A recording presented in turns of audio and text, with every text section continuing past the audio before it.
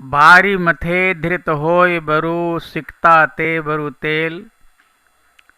बिनु हरि भजन न भव तरिये यह सिद्धांत अपेल। तुलसीदास जी कहते हैं कि भले ही कोई बालू को पेर करके तेल निकाल ले, जल को मथ करके कोई मक्खन निकाल ले, ये संभव हो सकता है, लेकिन बिना भजन किए हुए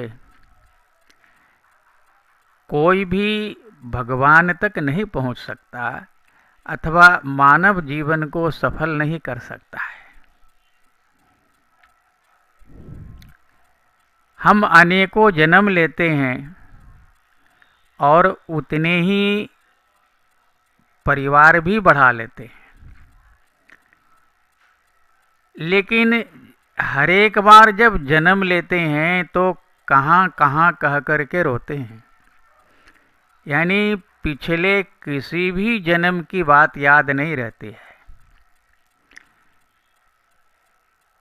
इसका मतलब हुआ कि जितना जन्म लेते हैं उतना ही उस जन्म का परिवार होता है, और ऐसे ही ये परिवार एक जन्म से दूसरे जन्म, दूसरे जन्म से तीसरे जन्म तक ये प्रक्रिया चलते रहती है, और एक जन्म से दूसरे जन्म की कोई भी बात हमें याद नहीं रहती है।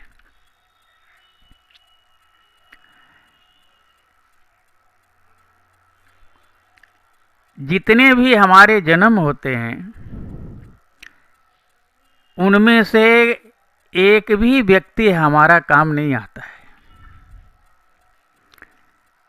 जैसे एक जन्म पूरा होता है, उस जन्म की सारी प्रक्रिया वहीं समाप्त हो जाती है। ठाकुर जी हमेशा हम सब लोगों को नाच नचाते रहते हैं और हम कुछ भी समझ नहीं पाते। संपूर्ण सृष्टि उन्हीं का काल कलेवा है, वही सारी सृष्टि का पालन करते हैं, प्रलय भी वही करते हैं, फिर सृजन भी वही करते हैं।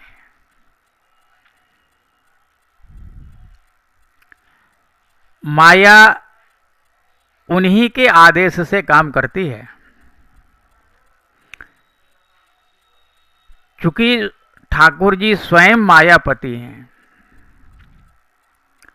और ये माया हम सब लोगों को संसार में फंसा करके इस प्रकार से उलझा करके रखती है कि जब तक हम स्वयं मायापति के अथवा गुरु के शरण में नहीं जाएं, तब तक ये माया से हम छूट नहीं सकते।